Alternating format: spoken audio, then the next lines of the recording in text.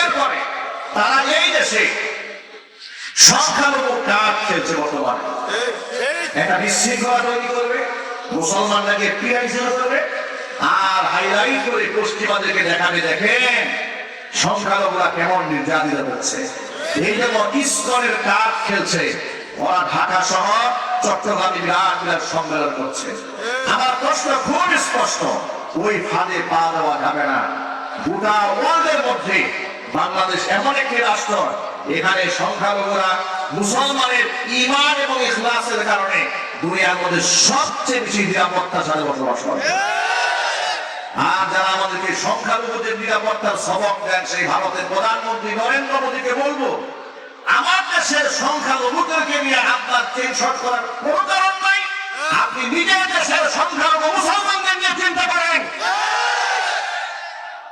আপনার দেশের মুসলমানদেরকে তো আপনি নিরাপত্তা দিতে পারেন না। জোরে বলে ঠিক বলে, ওই দেশের মুসলমানদের নিরাপত্তা আছে না? মুসলমানদের নিরাপত্তা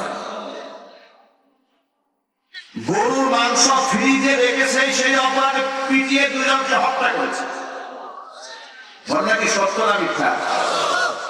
মুসলমানের দাড়ি ধরে জোর করে উগ্র হিন্দুত্ববাদী লোকেরা বলছে জয় শ্রীরাম স্লোগান দিয়ে না হয় কল্লা ফেলে দেবে।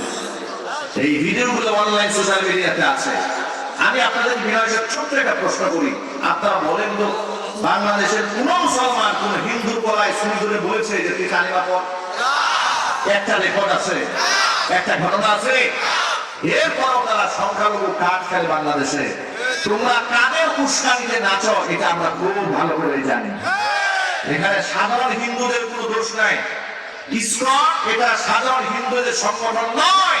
ইসকন হচ্ছে একটি সন্ত্রাসী সংগঠন, একটি জঙ্গি সংগঠন। তারা পুলিশের উপর হামলা করেছে, সেনাবাহিনীর উপর হামলা করেছে। সরকারকে বলছি, আপনি ভয় পাবেন না। যারা সংখ্যালঘু কার্ড খেলতে চায়, এদের প্রত্যেকটি আইনানুগ ব্যবস্থা গ্রহণ করে দৃষ্টান্তমূলক শাস্তি ব্যবস্থা করুন। যারা আমাদের ভাষায় থাকতে কথা বলতে হবে মুসলমানদের।